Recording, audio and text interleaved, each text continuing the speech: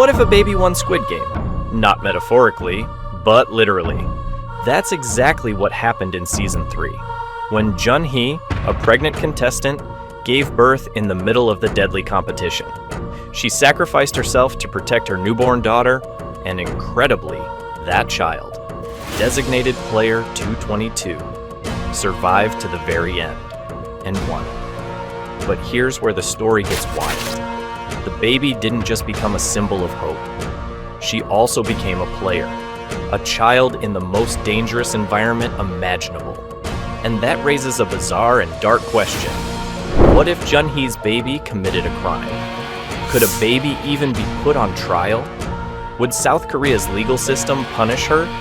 If so, how?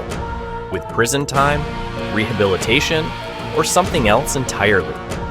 This episode dives into that legal gray zone, mixing fiction with real-world law.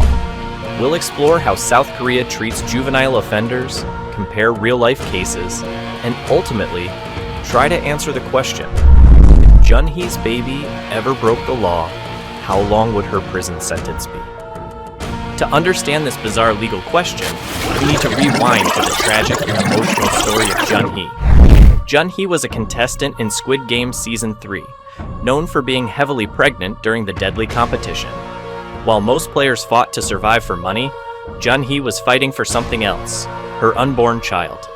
Her journey captured hearts, as she endured brutal challenges while protecting the life inside her. In a shocking twist, she gave birth inside the arena. With no medical help, no safety, and no mercy around her, she delivered her baby in the middle of chaos. Shortly after, she was killed, sacrificing herself to keep her newborn daughter alive. That baby, referred to only as Player 222, was raised in secret by sympathetic players and somehow survived to the final round. By a mix of teamwork and sheer luck, she was declared the winner. Afterward, the baby was placed into government custody under heavy scrutiny. The world now viewed her as a symbol of resistance, but also as a product of horror. As she grew older, fans asked a haunting question. What kind of life awaits a child born inside a death game? And if she went down the wrong path, what would the law do? South Korea has a strict but nuanced legal system, especially when it comes to children who break the law. If Jun Hee's baby were to commit a crime, the punishment wouldn't look anything like what an adult would face. Under South Korean law, the age of criminal responsibility is 14 years old. That means anyone under 14 cannot be legally prosecuted for a crime in the same way adults are. Instead, they fall under the Juvenile Act, which focuses on rehabilitation, not punishment. So what happens if a child under 14 commits a serious offense, like assault, murder, or theft? They're referred to juvenile protection services, not court. The child might be placed in youth detention centers, rehabilitation programs, counseling centers, or under the care of social services or a guardian. The goal is to correct behavior, not to punish harshly. Now, if the child is 14 or older, they can face formal charges. But even then, sentences are lighter than for adults. The maximum prison sentence for a minor is typically 10 years, unless the crime is extremely severe. The death penalty and life without parole are off the table for juveniles under Korean law. In some rare cases, the court can transfer juveniles over age 16 to adult court, but only if the crime was brutal and premeditated. In the case of Jun Hee's baby, her age would be the first factor the court considers. If she were still a child, say 5 or 10 years old, she wouldn't go to prison at all.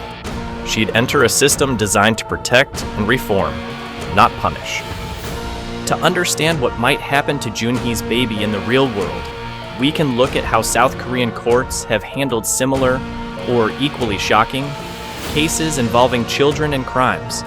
One of the most infamous cases is the murder of Ko Jun Hee. In 2017, a father was convicted of beating his 5-year-old daughter to death and hiding her body in the woods.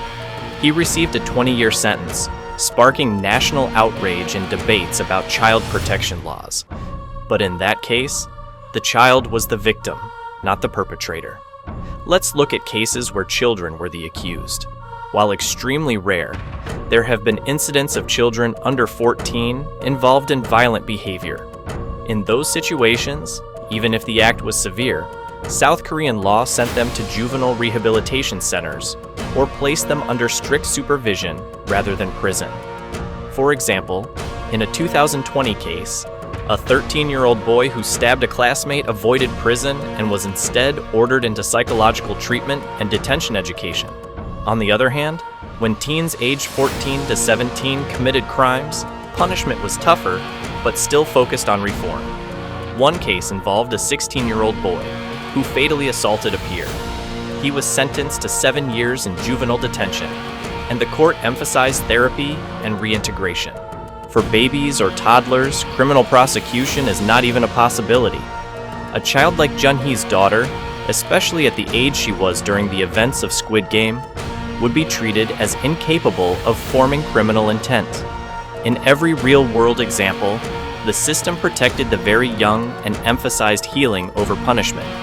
That same approach would almost certainly apply to player 222, regardless of what she might do.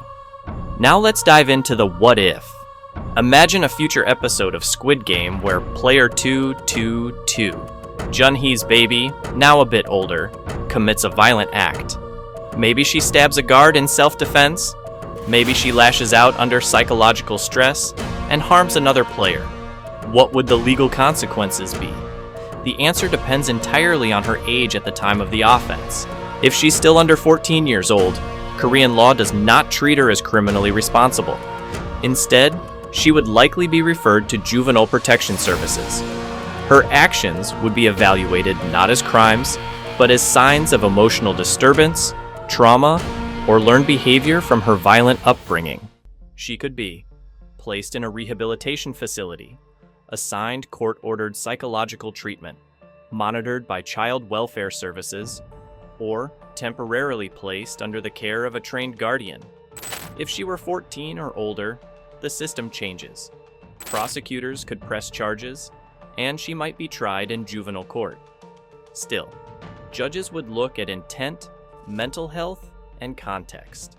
Even for something like manslaughter, a young teen in Korea would probably get a short sentence, under 10 years, in a juvenile correction center, combined with therapy and education. The only exception? If she committed multiple violent crimes at age 16 or older. Then, and only then, could her case be transferred to adult criminal court. But for a child raised in violence, who lashed out in survival mode, the court would almost certainly choose compassion over punishment. So, if Jun Hee's baby ever did commit a serious crime, what kind of sentence would she realistically face? Let's assume she's between 14 and 16 years old, and she commits a violent act, like assault or even murder, within the twisted context of the Squid Game universe. How would South Korean law respond? First, because she's still a minor, the sentence would almost certainly fall under the Juvenile Act, not adult criminal law. That means no life imprisonment, no death penalty, and a strong focus on rehabilitation and reintegration. Typical sentences for serious juvenile crimes in South Korea range from 1 to 10 years in youth correctional facilities. If the court considers the act unplanned or driven by trauma, the lower end, 2 to 5 years, is more likely. The system might also include mandatory counseling, educational programs, and supervised release upon improvement. Now, if the crime involved multiple victims or was unusually brutal, and if she were closer to 16, the court might extend the sentence. In very rare cases, the judge could transfer the case to adult court, but that's controversial and reserved for hardened juvenile offenders. The likely outcome? Not prison, not a lifelong sentence, but instead, a path toward rehabilitation, therapy, and eventual reintegration into society. Maybe a few years in a secure juvenile facility, more likely paired with counseling and emotional support than bars and punishment. Ultimately, the law would view her not as a criminal, but as a victim of her environment, a child who never chose her fate, but who still deserved a chance at a future. In the end, her story wouldn't be about justice through punishment, but about redemption through understanding. Through understanding.